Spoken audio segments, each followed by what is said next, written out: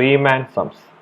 റീമാൻ സംസ് എന്ന് പറയുന്നത് ഇന്റഗ്രേഷനിലെ ഇമ്പോർട്ടൻ്റ് ആയിട്ടുള്ള ഒരു കൺസെപ്റ്റ് ആണ്. So before discussing Riemann sum we will see one theorem. If f is continuous on AB, then it has an integral. അതായത് continuous function ആണെങ്കിൽ, തന്നിരിക്കുന്ന ഫംഗ്ഷൻ കണ്ടിന്യൂസ് ആണെങ്കിൽ, ദാറ്റ് മീൻസ് ഫംഗ്ഷൻ അതിനെ കൈയെടുക്കാണ്ട് വരയ്ക്കാൻ പറ്റുകയാണെങ്കിൽ it has an integral. Integral എന്ന് ഉദ്ദേശിക്കുന്നത് suppose it is continuous from A to B എന്ന് പറയുന്ന ഒരു ഇൻ്റർവെല്ലിലാണെങ്കിൽ it has an area under the curve. A to ബിയിൽ ആ കർവിനൊരു ഏരിയ ഉണ്ടായിരിക്കും. ഏരിയ തന്നെയാണ് എന്ത്, ഇൻ്റഗ്രേഷൻ, നമ്മളിപ്പോൾ കണ്ടതാണ്. അപ്പോൾ അവിടെ ഒരു തിയറം പറയുന്നുണ്ട്. അതുപോലെ തന്നെ we will relate this concept with distance velocity problem. കാരണം ഏരിയ തന്നെയാണ് ഇൻ്റഗ്രൽ നമ്മൾ കണ്ടു. അങ്ങനെയാണെങ്കിൽ ദ ഡിസ്പ്ലേസ്മെന്റ് നമ്മൾ അന്ന് എഴുതിയത് delta D equal to sigma V I delta T I എന്നായിരുന്നു അന്ന് പറഞ്ഞിരുന്നത്. So this is actually a sum അല്ലേ, ഇതൊരു സമ്മാണ്, അതായത് ഒരു ഏരിയയാണ്. Hence we define displacement as integral A to B F of T D T. തന്നിരിക്കുന്ന ഫംഗ്ഷന്റെ ഇന്റഗ്രൽ ആയിരിക്കും എന്ത്, ഡിസ്പ്ലേസ്മെന്റ് എന്ന് പറയുന്നത്. അപ്പോൾ ഇവിടുത്തെ ഈ വി ഓഫ് ടി എന്ന് പറയുന്ന ഫംഗ്ഷൻ ആയിരിക്കും velocity. That is given as F of T in this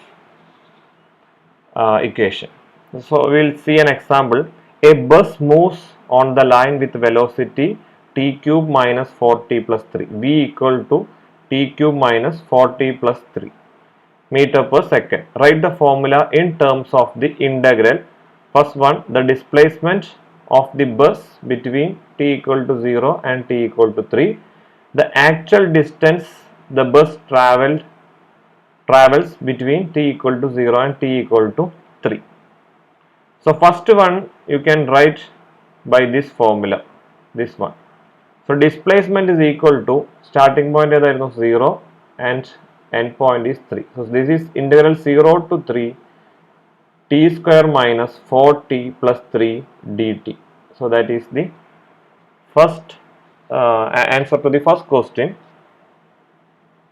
Now we need to find the actual distance the bus travel. അതായത് നമ്മൾ അന്ന് പറഞ്ഞിരുന്നു ഇത് സ്റ്റാർട്ടിംഗ് പോയിന്റ് എ ആണെങ്കിൽ ബസ് ഇങ്ങനെ പോയിട്ട് ഒരു ബി എന്ന് പറയുന്ന പോയിന്റിലെത്തി, ബി എന്ന് പറയുന്ന പോയിന്റ് ഒരു യു ടേൺ എടുത്ത് സി എന്ന് പറയുന്ന പോയിന്റ് വരെ വന്നു, തിരിച്ച് എയിലേക്ക് തന്നെ വന്നാൽ ഈ ബസ് ട്രാവൽ ചെയ്ത net distance is 0. Net distance എത്രയാണ്, 0, കാരണം അത് സ്റ്റാർട്ടിംഗ് പോയിന്റിൽ തന്നെയാണ് നിൽക്കുന്നത്.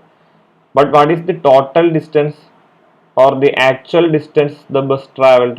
Actual distance എന്ന് പറയുന്നത് this length plus this length. അപ്പോൾ ഇത് മൈനസ് ആയിട്ടാവും കിടക്കുക. അപ്പോൾ മൈനസ് ഓഫ് മൈനസ് എടുക്കണം. അതിനാണ് നമ്മൾ അന്ന് മൈനസ് മോഡ് വി ആയി എടുക്കണം എന്നൊക്കെ പറഞ്ഞത്. Plus this length. അപ്പോൾ ഈ 3 ലെങ്ത് കൂടി കൂട്ടിയാലാണ് ആക്ച്വൽ ലെങ്ത് കിട്ടണത്. അപ്പോൾ അതിന് വേണ്ടിയിട്ട് ഇന്റഗ്രേഷൻ എവിടെയാണ് നെഗറ്റീവ് ആവണമെന്ന് അറിയണം, അല്ലെങ്കിൽ ഇവിടെ വെലോസിറ്റി എവിടെ നെഗറ്റീവ് ആവണമെന്ന് അറിഞ്ഞാൽ അതിനെ നമുക്ക് പോസിറ്റീവ് ആയിട്ട് എടുക്കണം. അപ്പോൾ സപ്പോസ് ഇത് 3 ആണ്, തിരിച്ച് ബി ടു സി ഉള്ളത് എന്തായിരിക്കും, സം മൈനസ് 4 എന്തെങ്കിലും ആയിരിക്കും വെലോസിറ്റി.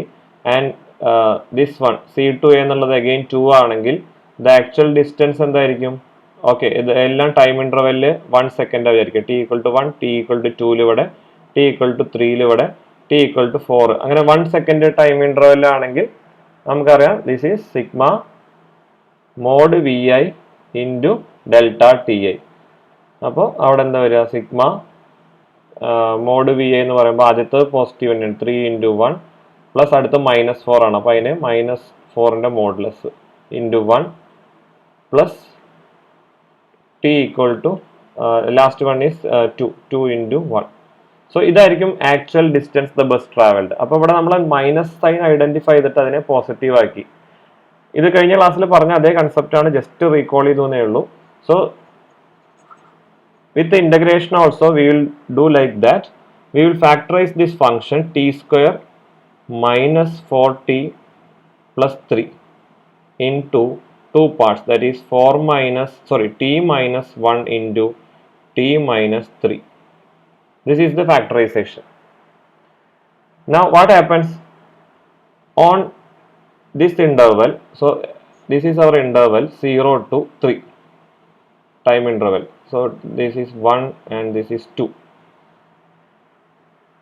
On 0 1 ഫസ്റ്റ് ഫ്രെയിമിൽ 0 1 എന്ന് പറയുന്ന ടൈം ഇന്റർവെല്ലിൽ ഈ വാല്യൂ എന്തായിരിക്കും?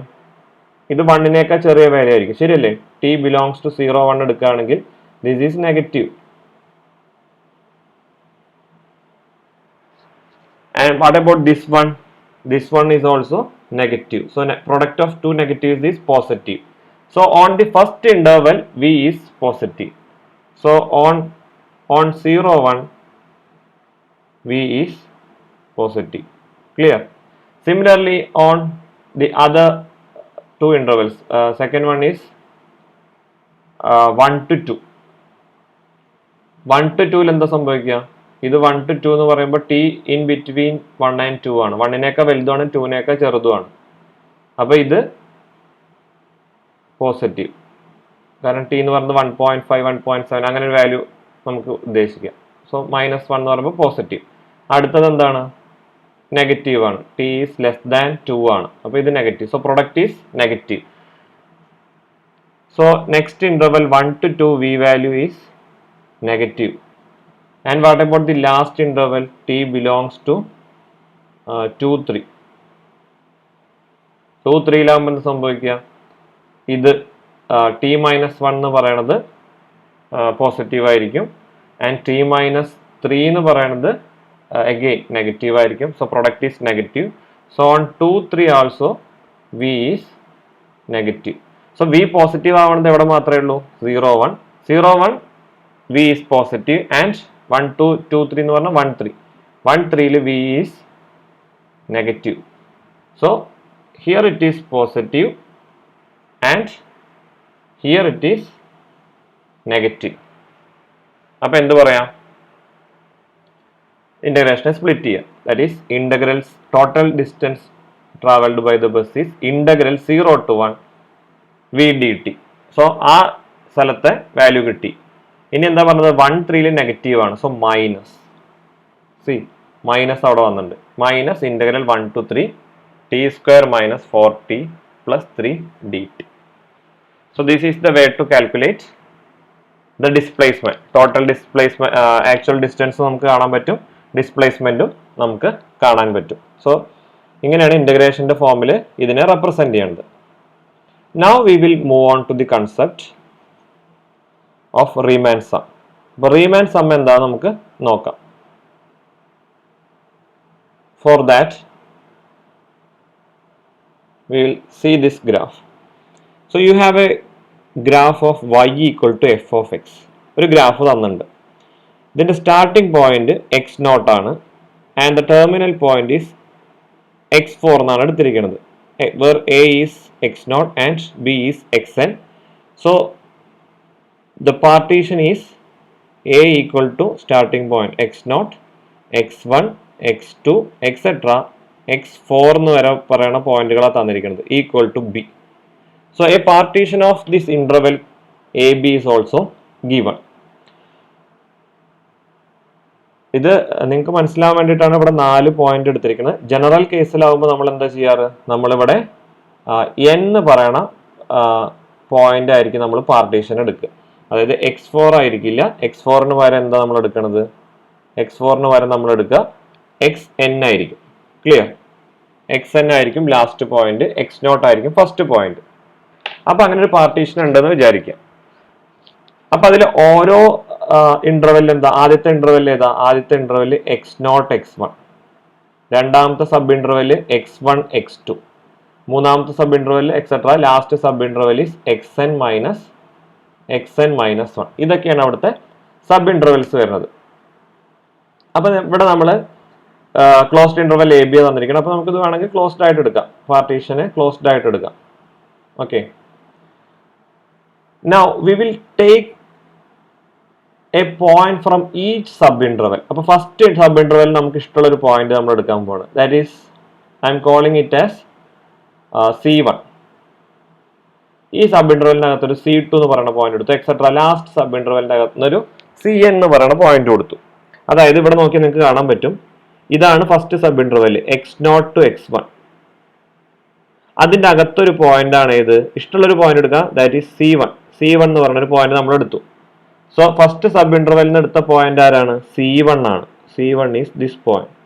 അടുത്ത സബ് ഇന്റർവെൽ ആണ് എന്ത്, x1 x2, അതിനകത്ത് നിന്ന് എടുത്ത പോയിന്റ് ആണ് C2.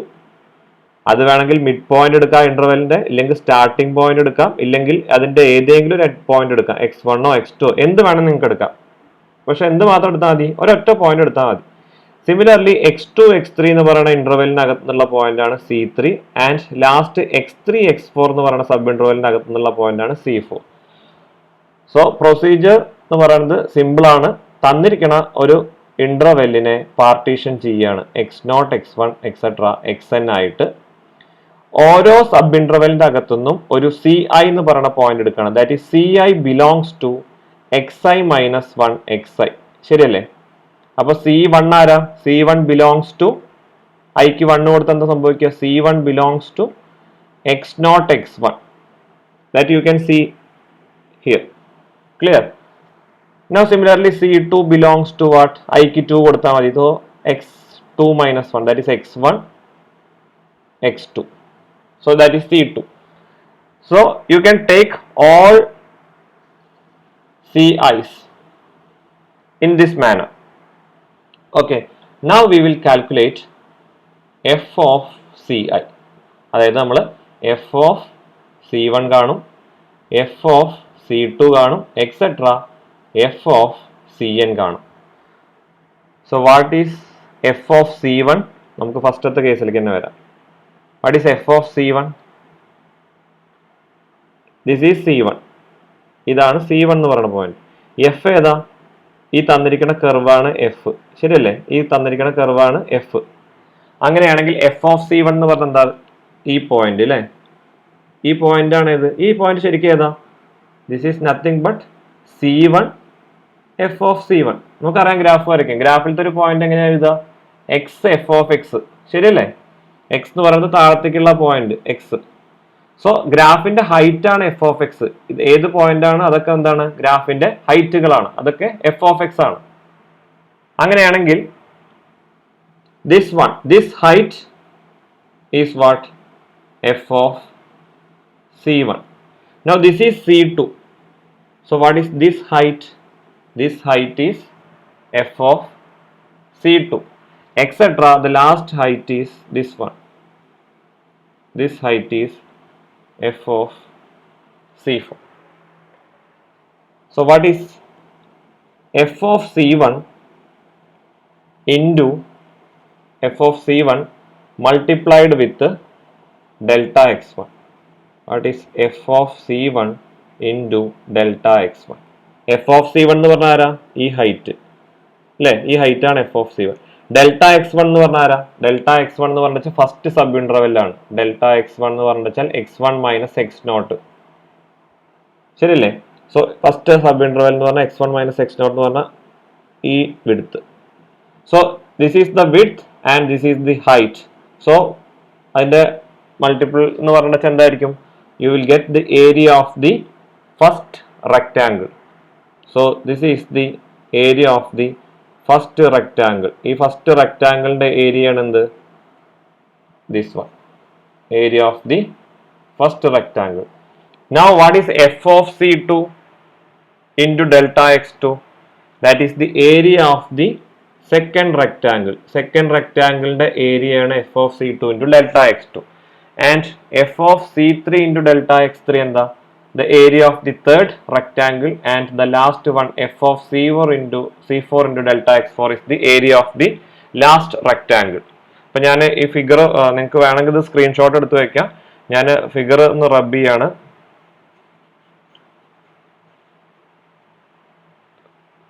Now see, what is f of C1 to delta x1? The area of this rectangle. This rectangle. Okay. And another one, f of C2 delta x2 is the second one. Area of the second rectangle. And the next one is the area of the third rectangle. And last one is the area of the fourth rectangle. അപ്പോൾ ഇതെല്ലാം കൂടി add ചെയ്ത് എന്താ കിട്ടുക? You will get the area of these rectangles. Area of these rectangles എന്ന് പറയുന്നത് എന്താണ്?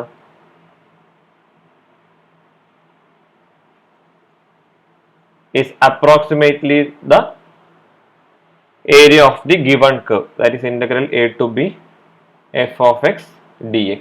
അപ്പോൾ നമ്മൾ കഴിഞ്ഞ ക്ലാസ്സിൽ നമ്മൾ ഒരു കൺസെപ്റ്റ് പഠിച്ചത് എഫ് ഓഫ് എക്സിന് താഴെയുള്ള റെക്ടാങ്കിൾസുകളെ കണ്ടുപിടിച്ചിട്ട് അവരുടെ ഏരിയ കാണുന്നു, ശരിയല്ലേ?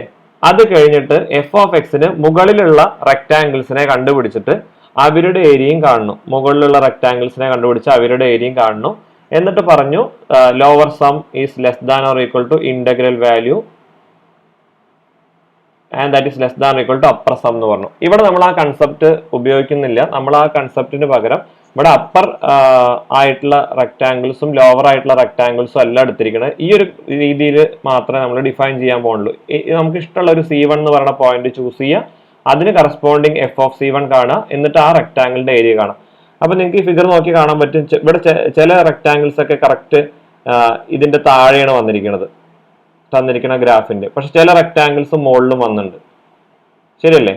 അപ്പൊ ഇത് ആ രണ്ടിന്റെയും ഒരു എന്താ പറയാ, രണ്ട് കൺസെപ്റ്റും കൂടി ഒന്നിച്ചിട്ടാക്കി എടുത്താണ്, മെർജ് ചെയ്തെടുത്താണ്.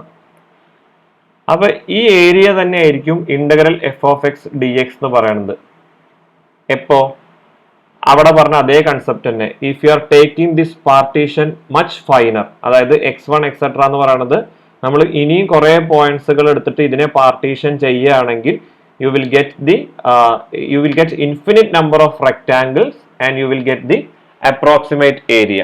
അത് നിങ്ങൾക്ക് ജസ്റ്റ് മനസ്സിലാവാൻ വേണ്ടിയിട്ട് നമുക്ക് ഒറ്റയടിക്ക് വേണമെങ്കിൽ ഒരു എക്സാമ്പിൾ ജസ്റ്റ് ചെക്ക് ചെയ്ത് നോക്കാൻ നമുക്ക് മനസ്സിലാവും.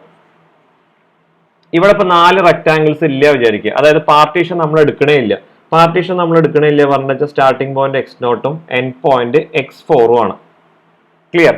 ഇതിന്റെ ഇടയിലത്തെ any C you choose, this is x0 and this is x4 എന്ന് പറഞ്ഞാൽ നമുക്ക് x1 എടുക്കാം. ഈ പോയിന്റുകളൊന്നും നിങ്ങൾ ആലോചിക്കേണ്ട, അതൊന്നും ഇല്ല വിചാരിക്കുക. അങ്ങനെയാണെങ്കിൽ I am choosing C as this one, ഈ പോയിന്റാണ് ഞാൻ സി എടുക്കുന്നത്. So this is F of C, ശരിയല്ലേ? അപ്പോൾ what is F of C into delta X എന്ന് പറയുമ്പോൾ ആ ഇന്റർവെലിന്റെ വിഡ്ത്ത് ഡെൽറ്റ x1 ഒറ്റ ഇന്റർവെല്ലേ ഉള്ളൂ.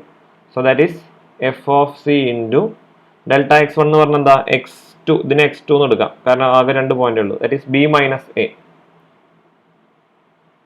അപ്പൊ ബി മൈനസ് എ വിഡ്ത്ത് ഉള്ള റെക്ടാങ്കിൾ, ഇതാണ് അതിന്റെ വിഡ്ത്ത്. പാർട്ടീഷൻ ഒന്നും ചെയ്യണില്ല, എ ബിയിൽ തന്നെയാണ്. ഹൈറ്റ് ഇതാണ്, ശരി? അപ്പൊ നമുക്ക് ആ റെക്ടാങ്കിൾ ഒന്ന് ജസ്റ്റ് വരച്ചു നോക്കാം. So this is that rectangle. ഇനി പറയൂ, ഇത് റിക്വയർഡ് ഏരിയയുടെ ആയിട്ട് അപ്രോക്സിമേറ്റ് പോലും ആവാൻ പറ്റും ഇയാൾക്ക്? കാരണം നമുക്ക് റിക്വയർഡ് ഏരിയ എന്ന് പറയുന്നത് ഈ ഗ്രാഫിന്റെ താഴെയുള്ള ആളുടെ ഏരിയയാണ്. ഇത്രയും ഏരിയയാണ് നമുക്ക് വേണ്ടിയിരുന്നത്, പക്ഷെ നമുക്ക് എത്ര ഏരിയ എക്സ്ട്രാ വന്നിട്ടുണ്ട്? ഈ ഏരിയ മൊത്തം എക്സസ് ആണ്, ശരിയല്ലേ? അതിനെന്താ കാരണം? ഇത് നമ്മൾ പാർട്ടീഷൻ ഒന്നും എടുത്തില്ല, ഒറ്റ ഒരു പാർട്ടീഷനിൽ ഇത് ആൻസർ ചെയ്തുകൊണ്ടാണ്. ഇതേ കൺസെപ്റ്റിന് നമുക്ക് 2 പേരെടുത്ത് നോക്കാം. 2 പേരെടുക്കുമ്പോൾ എന്താ സംഭവിക്കുക? ഇത് റബ്ബിയാണ്. 2 പാർട്ടീഷൻ ആക്കി എടുക്കുമ്പോൾ എന്താ സംഭവിക്കുന്നത്? Suppose this is the another point. So this is x0, this is x1 and this is x2. അതായത് partition 2 പാർട്ടീഷനുള്ളൂ. First interval x0 x1 എന്ന് പറയുന്ന ഒരു ഇന്റർവെല്ലും രണ്ടാമത്തെ ഇന്റർവെല് x1 x2 എന്ന് പറയുന്ന ഇന്റർവെല്ലും. അപ്പൊ x0 x1ന്റെ ഇടയിൽ ഞാൻ ഈ പോയിന്റ് എടുത്തു, this is my C1, and x1 x2ന്റെ ഇടയിൽ ഞാൻ ഈ പോയിന്റ് എടുത്തു, this is my C2. Clear? Now we will take the rectangle. So this is F of C1, height F of C1 ആണ്. അപ്പൊ കറസ്പോണ്ടിങ് റെക്ടാങ്കിൾ വരിക അവിടെ x2 വരെ.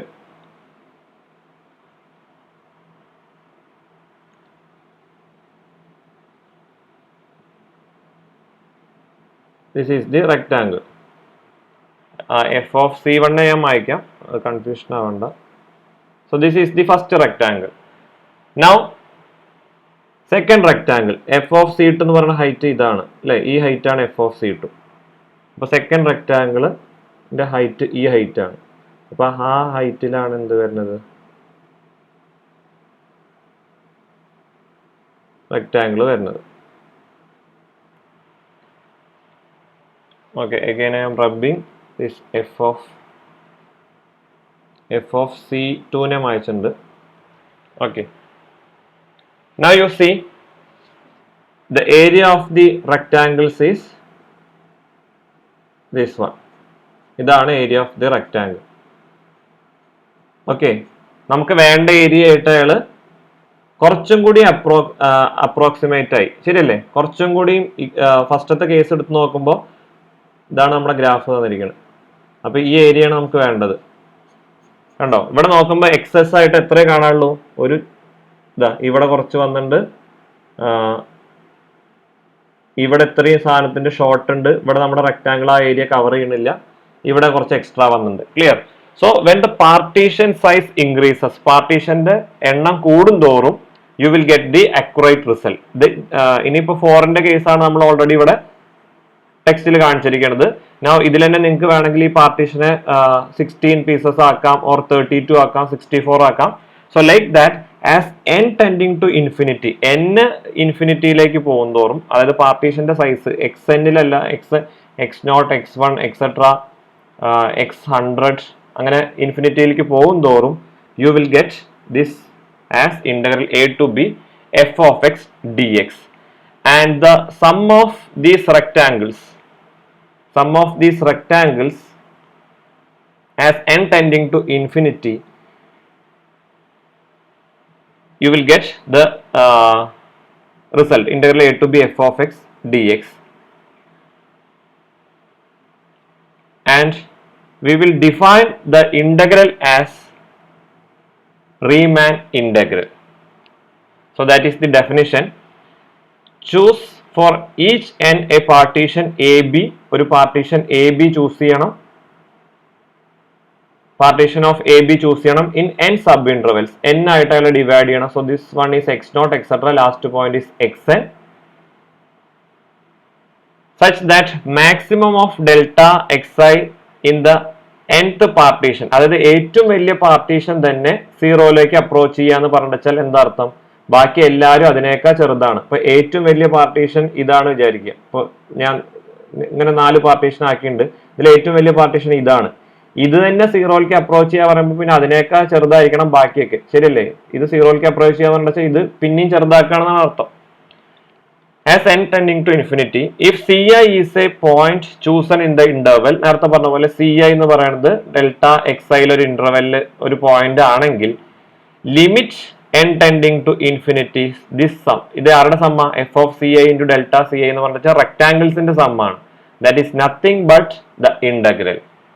So this is called Riemann sum. Clear? ഇതാണ് ഇന്റഗ്രേഷന്റെ ഒരു concept എന്ന് പറയുന്നത്. സോ ഇവിടെ വെറുതെ നമ്മൾ എഫിനെയൊക്കെ താഴെയുള്ള ഫംഗ്ഷൻ ജിയും അതിനെയൊക്കെ വലിയ ഫംഗ്ഷൻ എച്ച് ഒന്നും കണ്ടുപിടിക്കേണ്ട ആവശ്യമില്ല. You just do this, take A partition of n sub-intervals, choose C1 from first one, C2 from another one, and etc. Cn from the last one. Calculate f of C1 etc. f of Cn and find this one. And limit n tending to infinity will give you the required integral, that is integral a to b f of x dx. You can see an example, integral 0 to 1 x cube dx as a limit of sums. So the partition is as we have discussed before, the partition is 1 by n, 2 by n, etc. Last point is n by n. That is the partition of whom 0 1. Now 0 1 ൽ അകത്ത് ഒരു point എടുക്കണം, 1 by n, 2 by n എന്നൊരു point എടുക്കണം, etc. ലാസ്റ്റത്തെ partition n minus 1 by n 1 ൽ നിന്നൊരു point എടുക്കണം. സോ പാർട്ടീഷൻ പോയിന്റ് നമ്മൾ നേരത്തെ പറഞ്ഞിരുന്നു, നമുക്ക് വേണമെങ്കിൽ ഈ സ്റ്റാർട്ടിംഗ് പോയിന്റ് എടുക്കാം, മിഡ് പോയിന്റ് എടുക്കാം, അല്ലെങ്കിൽ എൻഡ് പോയിന്റ് എടുക്കാം. So for ease of calculation, I am taking the right end point as Ci. So first interval in Ci ആരാണ്, അതായത് C1 ആരായിരിക്കും, C1 is 1 by n. What is C2? C2 എന്ന് പറയുന്നത് 1 by n, 2 by n എന്നത്തെ ഒരു point ആണ്. That I am taking it as 2 by n. അതായത് right end പോയിന്റ്സിനെയാണ് എടുക്കുന്നത്. So Cn is last point n by n, that is 1. Now you calculate f of these values, that is f of c1. f of x ആരാ? x cube ആണ്. So F of c1 എന്ന് പറഞ്ഞാൽ c1 cube ആണ്. c1 cube എന്ന് പറഞ്ഞാൽ 1 by n cube ആണ്, കാരണം c1 1 by n ആണ്. സിമിലർലി എഫ് ഓഫ് c2 ആരാ? എഫ് ഓഫ് c2 എന്ന് പറഞ്ഞാൽ c2 ക്യൂബ് ആണ്, that is 2 by n cube ആണ്. 2 by n ക്യൂബ് എത്രയാണ്? Okay, 2 cube by n cube എന്ന് എഴുതാം, ഓർ 8 by n ക്യൂബ് എന്ന് എഴുതാം. Clear? Similarly F of cn ആരാണ്? എഫ് ഓഫ് cn ഈസ് 1, ശരിയല്ലേ? 1 ക്യൂബ്, അതായത് 1 തന്നെയാണ്.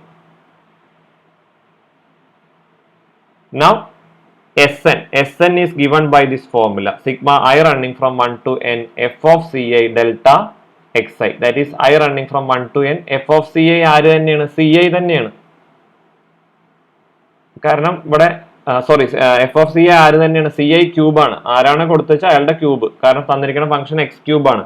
ഇത് എക്സ് സ്ക്വയർ ആയിരുന്നെങ്കിൽ ഇവിടേക്ക് എക്സ് സ്ക്വയർ വരുമായിരുന്നു, ഇവിടേക്ക് എക്സ് സ്ക്വയർ വരുമായിരുന്നു. Clear? So this is ci cube into delta X I. എല്ലാ പാർട്ടീഷന്റെയും ലെങ്ത് നമ്മൾ 1 by n ആയിട്ട് എടുത്തിരിക്കുന്നത്, ഇൻറ്റു 1 by n. സോ ആ സമ്മ് സിംപ്ലിഫൈ ചെയ്യാം, that is I by N cube. ci എന്ന് പറയുന്നത് ഐ ബൈ എൻ ആയിരുന്നു, I by N cube into 1 by n. Delta X I 1 by n ആയിരുന്നു. So I cube by n raise to 4. So Sn is this one, sigma I cube by n raise to 4. Now that as a limit, you can write integral as a limit, you can write it as limit n tending to infinity by this definition. Limit n tending to infinity, സിഗ്മയുടെ പുറത്തേക്ക് n raised to 4 എടുക്കാം, 1 by n raised to 4 into sigma I running from 1 to n I cube, that is integral 0 to 1 x cube dx. ഇനി ഇതിന്റെ value എന്താ വരിക? വെറുതെ x ക്യൂബിന്റെ value ചെയ്ത് നോക്കിയാലോ, x raised to 4 by 4 within 0 to 1 എന്താ കിട്ടുക? 1 by 4 എന്നുള്ള വാല്യൂ ആണ് അവിടെ കിട്ടുന്നത്. എന്താ വരുന്നത് ജസ്റ്റ് ഒന്ന് ചെയ്തു നോക്കാം. അപ്പം അതിന് വേണ്ടിയിട്ട് ഈ റൈറ്റ് സൈഡ് ഒന്ന് റബ്ബ് ചെയ്യുന്നുണ്ട്. Okay,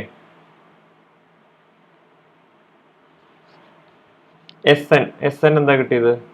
Sn is equal to sigma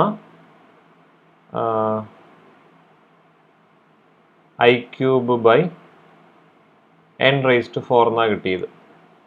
Now what is limit n tending to infinity Sn? That is limit n tending to infinity 1 by n raised to 4 into sigma I running from 1 to n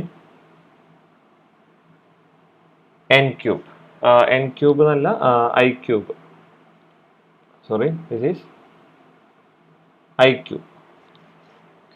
Now this is equal to limit n tending to infinity 1 by n raised to 4 into, ഇതെന്താ വരിക? First n natural നമ്പേഴ്സിന്റെ ക്യൂബിന്റെ സമ്മാണ് അല്ലേ? ശരിയല്ലേ? First 1 cube plus ഐക്ക് 2 കൊടുക്കുമ്പോൾ 2 cube plus 3 cube etcetera, last 1 n cube. So this is the sum of first sums of cubes of first n natural numbers, that is n into n plus 1 by 2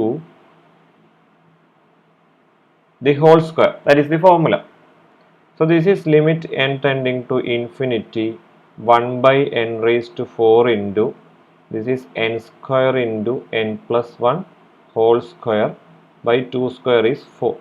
അപ്പോൾ ഇവിടെ n raised to 4 n square cancel ആവും, അപ്പോൾ denominator n square വരും. And you can take 1 by 4 outside the limit. So limit 1 by 4 into limit n tending to infinity, this is n square plus 2n plus 1 by n square. So this is 1 by 4 into limit n tending to infinity, n square by n square 1 plus 2n by n square is 2 by n plus അടുത്ത ആള് 1 by n square. So applying the limit, you will get this as 1 by 4 into limit of this one. ഇത് 0 ആണ്, ഈ limit 0 ആണ്, ഈ ലിമിറ്റും 0 ആണ്, as n tending to infinity. നിങ്ങൾക്കറിയാം 1 by n ന്റെയും 1 by n സ്ക്വയറിന്റെ ഒക്കെ ലിമിറ്റ് 0 ആണ്. അപ്പോൾ ആര് മാത്രമേ ബാക്കിയുള്ളൂ? 1. So this is into 1, that is 1 by 4 into 1, that is 1 by 4. So this is same as the integral value. So this is the beauty of Riemann sum. Riemann sum Sn പറഞ്ഞിട്ടാണ് denote ചെയ്യണത്, and limit n tending to infinity, that Riemann sum Xn will give you the required area, integral a to b f of x dx. അപ്പോൾ കൂടുതൽ problems ചെയ്ത് നോക്കുക.